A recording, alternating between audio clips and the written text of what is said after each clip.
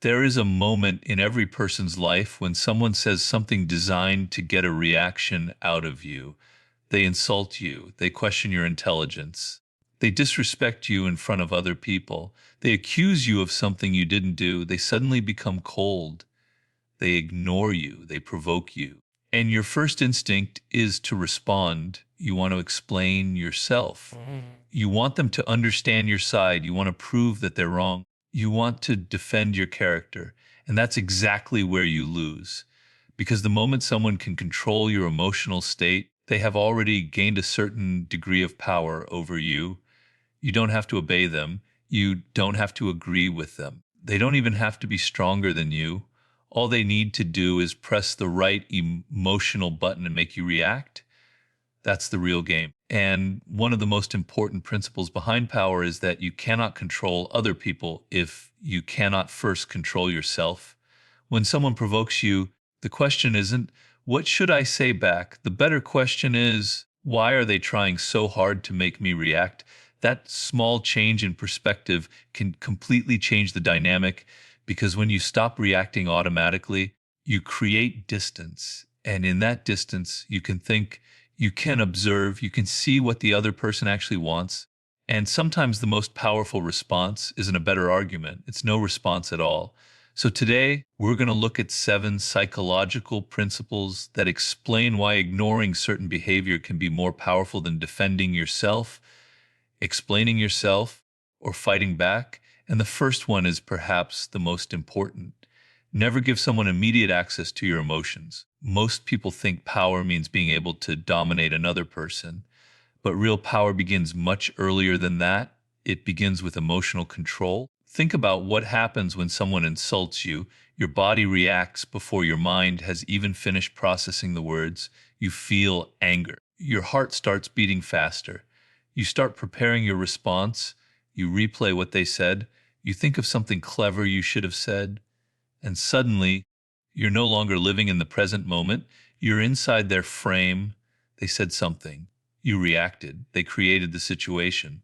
You entered it. They pushed a button. You pressed it. That's influence. And this is why people who understand human behavior rarely rush into emotional responses. They create a pause. They step back mentally. They ask themselves, what is happening here?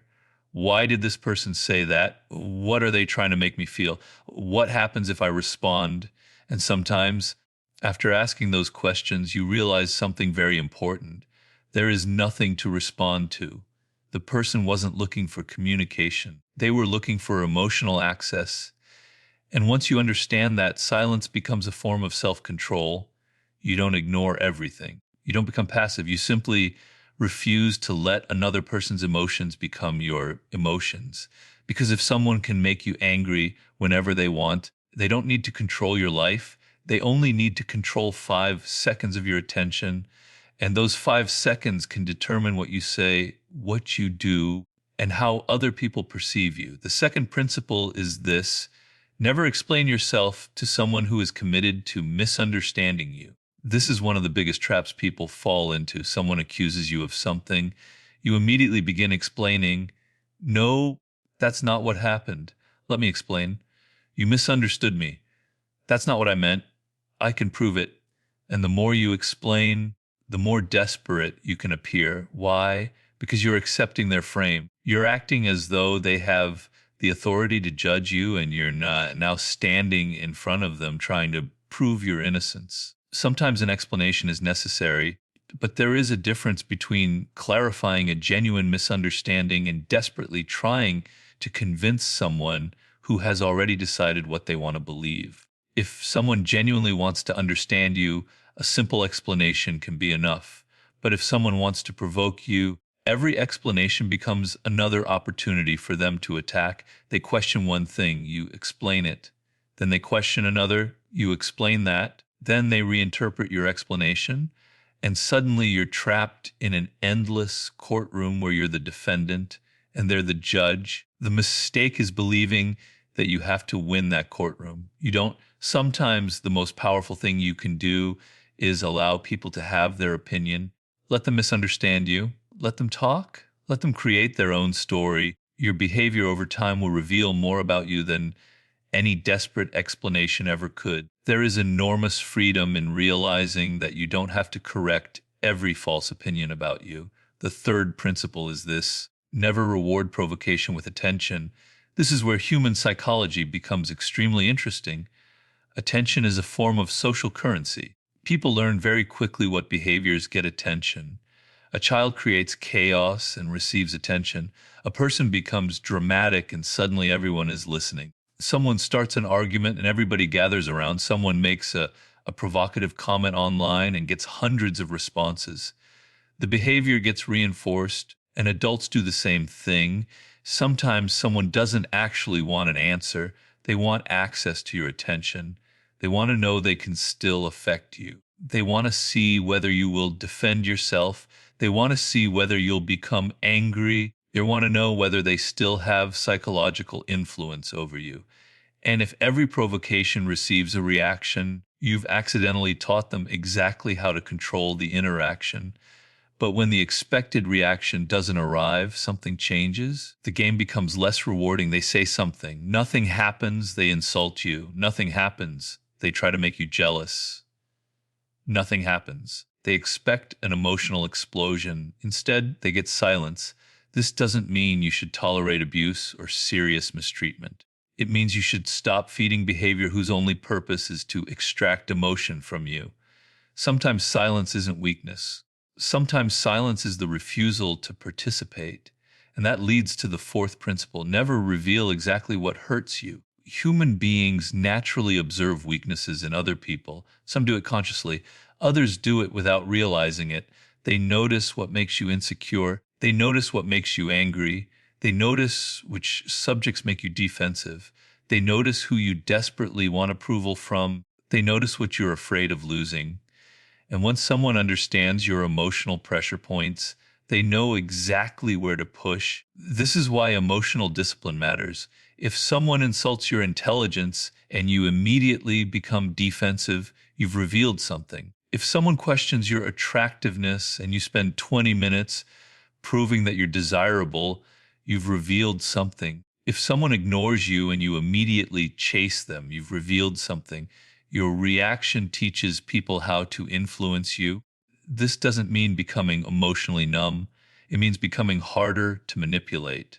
You can feel something without displaying it immediately. You can be hurt without becoming desperate. You can be angry without becoming reckless. You can disagree without needing to prove your superiority. That's a completely different kind of strength, because the goal isn't to have no emotions. The goal is to prevent your emotions from becoming public instructions that other people can use against you.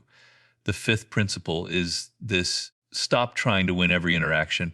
This is one of the hardest lessons for ambitious people to learn. You don't have to win every argument. You don't have to have the last word. You don't have to prove that you're smarter. You don't have to correct every person. You don't have to expose every lie. You don't have to demonstrate that you were right. Why? Because every unnecessary battle consumes something: your attention, your time, your emotional energy, your reputation. And sometimes the person who appears to win the argument actually loses something much more valuable: peace.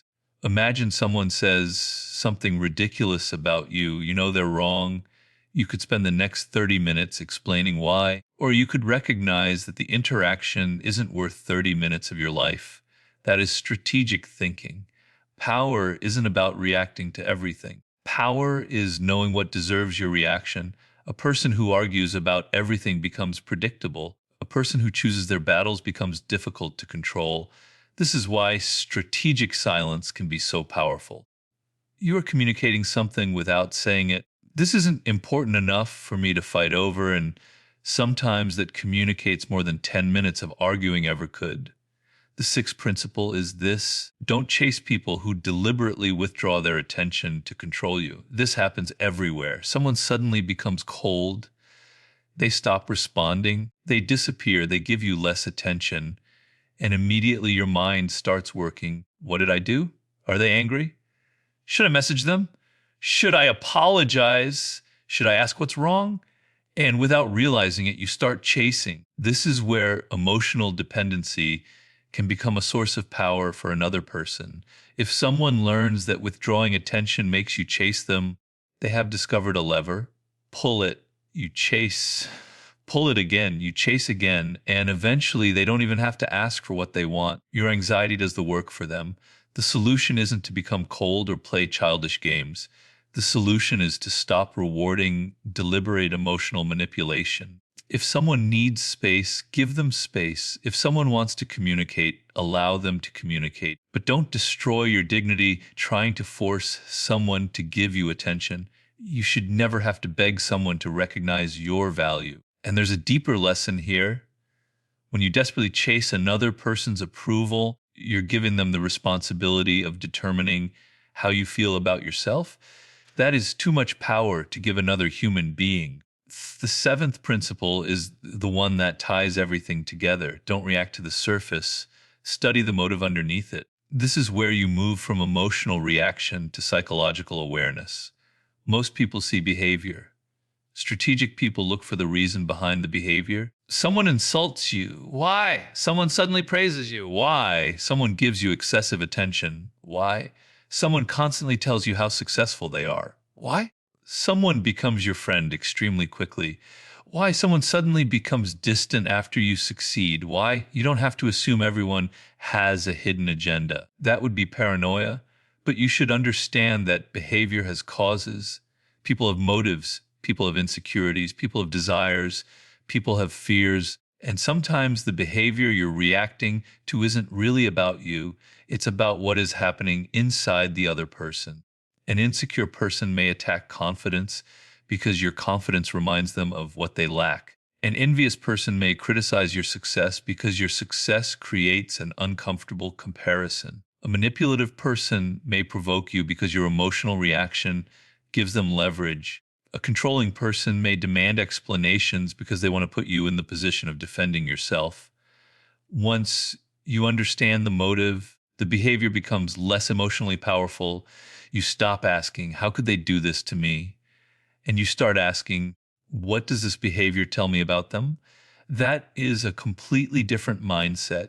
And this is where ignoring someone can become psychologically powerful, not because you're trying to punish them, not because you're trying to manipulate them back, but because you're refusing to let their behavior determine your internal state. You observe, you learn, you adjust, and if necessary, you walk away. Because the most dangerous mistake you can make is confusing emotional intensity with importance. Just because someone makes you angry doesn't mean they deserve your attention.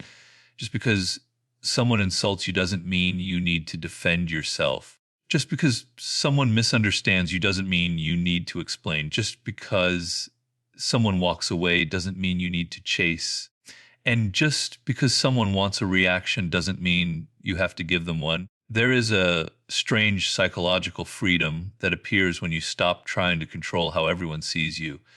You realize that people are going to have opinions. Some will admire you, some will misunderstand you, some will envy you, some will criticize you, some will project their own insecurities onto you.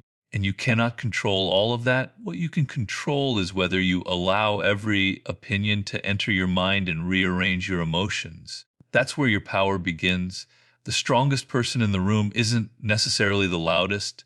It isn't necessarily the person who has the best comeback. It isn't the person who intimidates everyone. Sometimes it's the person who hears the insult and doesn't need to answer. The person who is accused and doesn't panic. The person who is ignored and doesn't chase. The person who is misunderstood and doesn't beg to be understood. The person who notices manipulation and simply steps away because they have learned something most people never learn.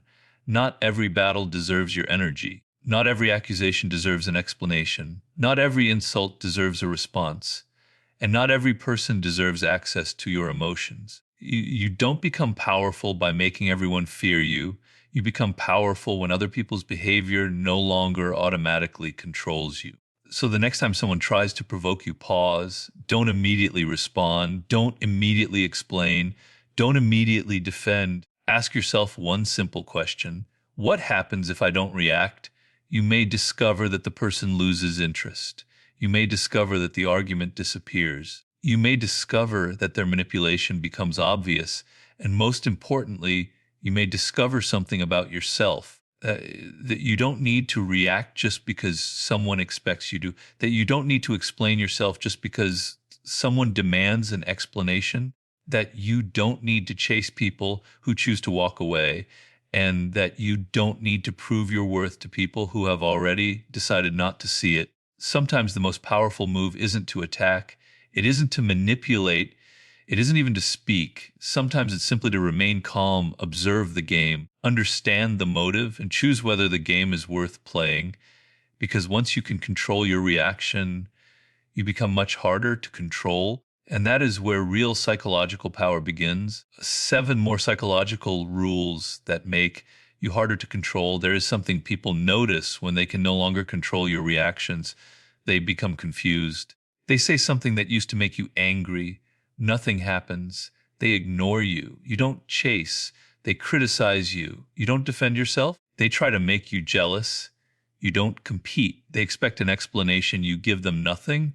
And eventually they begin asking themselves a question. Why doesn't this person react anymore?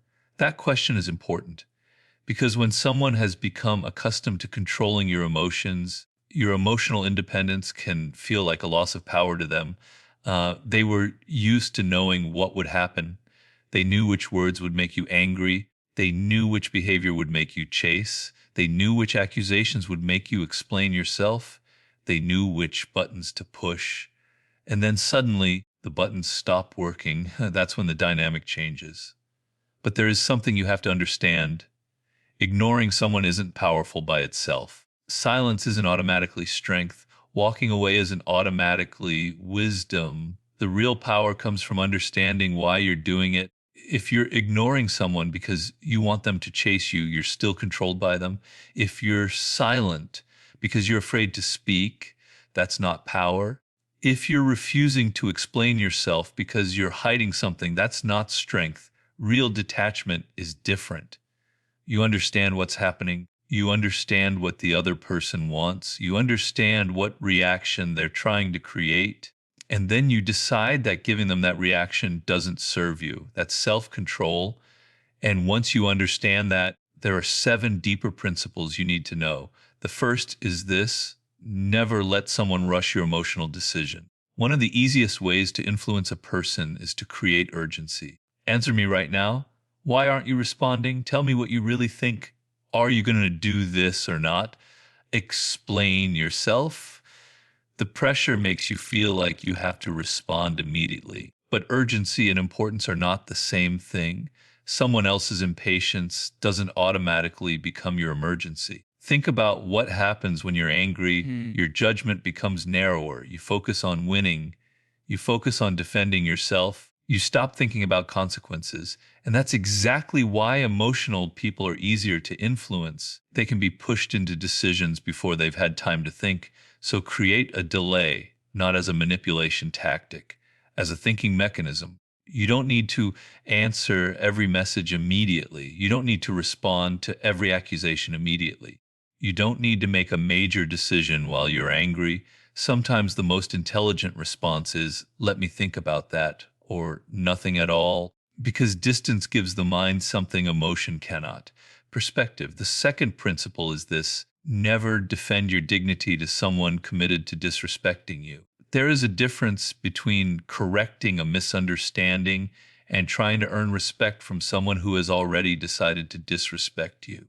If someone makes an honest mistake, communicate. If someone genuinely misunderstood you, clarify. But if a person repeatedly humiliates you, provokes you, insults you, and then watches to see whether you'll fight for their approval, something else is happening. You're being tested, not necessarily consciously, but psychologically. They're learning how much you will tolerate. And every time you accept disrespect and then try to convince them to respect you, you teach them something. You teach them that your boundary is negotiable. This is why boundaries are often more powerful than explanations. You don't need a 20-minute speech about why someone shouldn't treat you badly. Sometimes you simply reduce access, less conversation, less availability, less emotional investment, less information, less involvement. You don't have to announce every boundary. Sometimes your behavior is the boundary. And this is where many people misunderstand silence. Silence doesn't always mean weakness. Sometimes silence means, I have already seen enough. The third principle is this: never reveal your entire emotional position. People naturally want certainty. They want to know what you think. They want to know how much you care. They want to know whether you're angry. They want to know whether you are afraid. They want to know whether you need them. And sometimes the more information you give, the easier you become to predict. Think about a person who tells everyone everything, every insecurity, every fear, every relationship problem, every financial problem, every ambition, every disappointment, every emotional reaction. There is nothing wrong with being honest. But honesty without discernment can become vulnerability without protection. Not everyone deserves the same level of access to your inner world. You can be authentic without being completely exposed. You can be kind without telling everyone your weaknesses. You can be open without giving people a map of exactly how to manipulate you. There should be layers to your life. Some things are public, some things are private, and some things should remain known only to the people who have earned your trust. The fourth principle is this: watch what people do when they don't get what they want. This may be one of the most revealing psychological tests you can observe. Anyone can appear kind when everything is going their way. Anyone can be supportive when you're useful to them. Anyone can smile when they are getting what they want.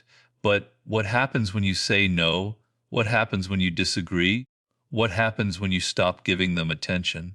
What happens when you become successful? What happens when you set a boundary? What happens when you stop being available? That's when character becomes visible. A person who respects you can accept a boundary without needing to punish you for it. A manipulative person may suddenly become cold. They may insult you. They may guilt trip you. They may try to make you feel selfish. They may withdraw affection. They may suddenly remind you of everything they've ever done for you. And now you have information. You don't necessarily need to fight them. You don't need to expose them.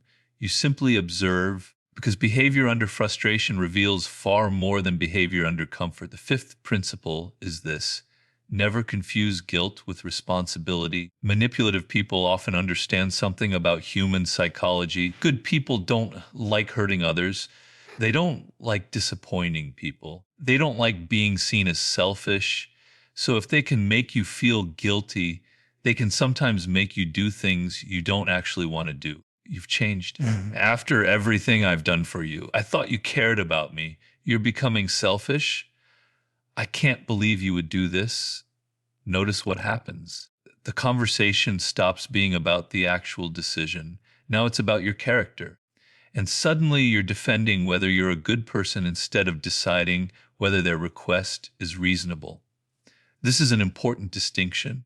You can disappoint someone without doing something wrong. You can say no without being cruel.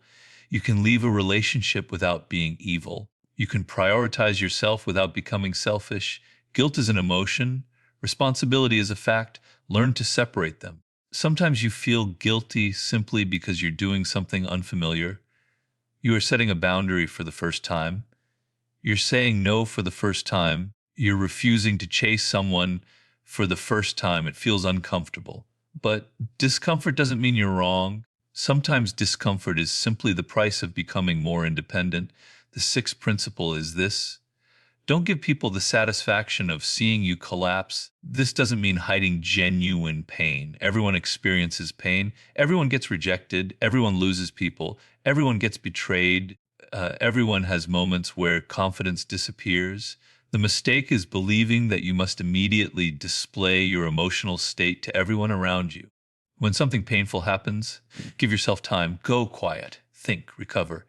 But don't turn your pain into a public negotiation. Don't let someone who hurt you become the person responsible for healing the wound they created. That's a dangerous form of dependency. You don't need to prove that you're okay either. You don't need to post something to make them jealous. You don't need to pretend you're living an amazing life. You don't need to show them what they're missing. That's still a reaction. Real detachment is much quieter. You simply continue living, you continue building, you continue improving, and eventually the event that once consumed your attention becomes a small chapter in a much larger life. The seventh principle is perhaps the deepest one: become emotionally expensive to manipulate. What does that mean? It means your emotional reactions should not be cheap. Not everyone should be able to buy your anger with one sentence. Not everyone should be able to buy your attention with one message. Not everyone should be able to buy your approval with a compliment. Not everyone should be able to buy your anxiety with silence. Not everyone should be able to buy your desperation with rejection. Your emotions have value. Your attention has value. Your time has value. And if you give those things away automatically, people learn that they don't have to earn access to you. But when you become selective, the dynamic changes. You don't react immediately. You don't reveal everything immediately. You don't trust everyone immediately. You don't chase everyone who leaves. You don't fight everyone who attacks. You don't explain yourself to everyone who misunderstands you. You observe first. Then you decide.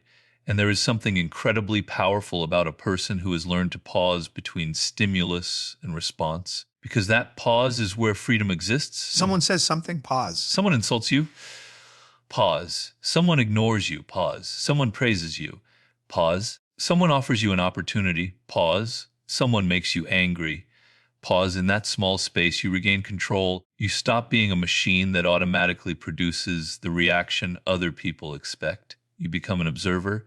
And once you become an observer, you start seeing things differently. You notice patterns, you notice contradictions, you notice who only respects you when you're useful. You notice who becomes uncomfortable when you become confident.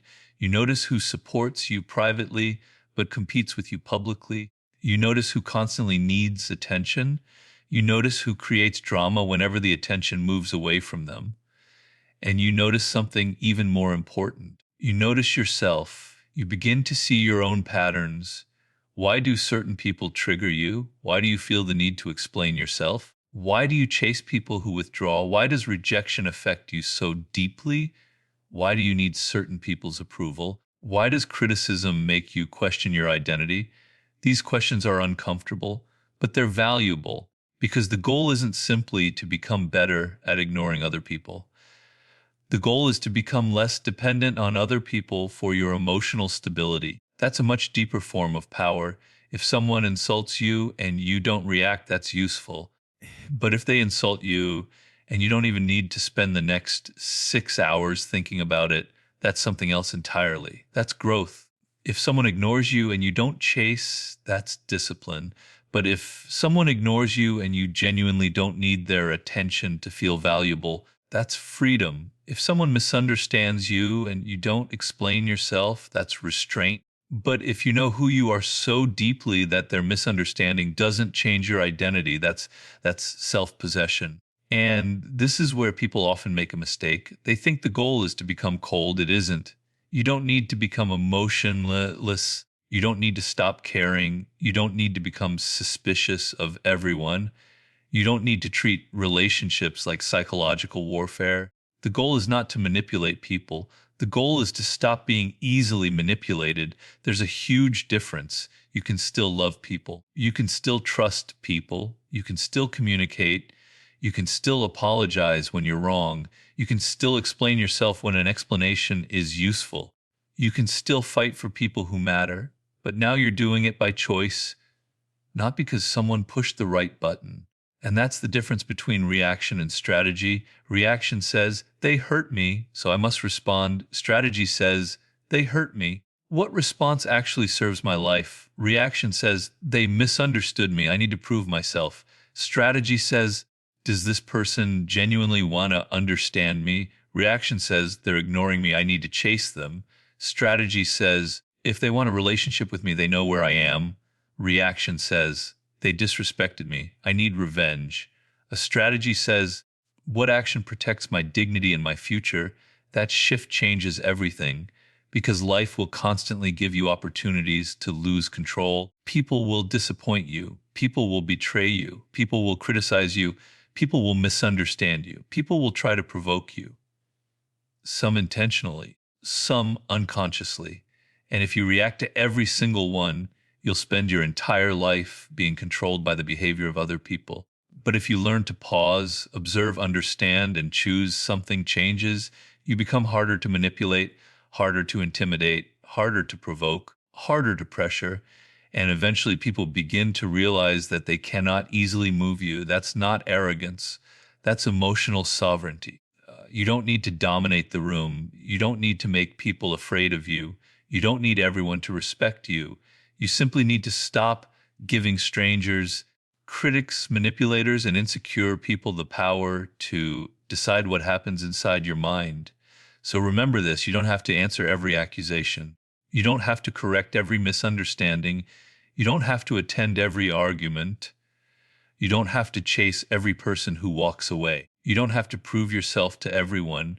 And you don't have to react simply because someone wants you to. Sometimes the strongest sentence is never spoken. Sometimes the strongest response is distance. Sometimes the strongest boundary is silence. Sometimes the strongest explanation is your behavior over time. And sometimes the most powerful thing you can do is nothing. Not because you are weak, not because you are afraid, but because you finally understand something. Your attention is yours, your emotions are yours, your time is yours, and not everyone deserves access to them. Once you understand that people can still hurt you, they can still hurt you, they can still disappoint you, they can still surprise you, but they become much less capable of controlling you. And that is the real goal: not becoming someone who never feels, becoming someone who feels deeply, but chooses carefully what deserves a reaction.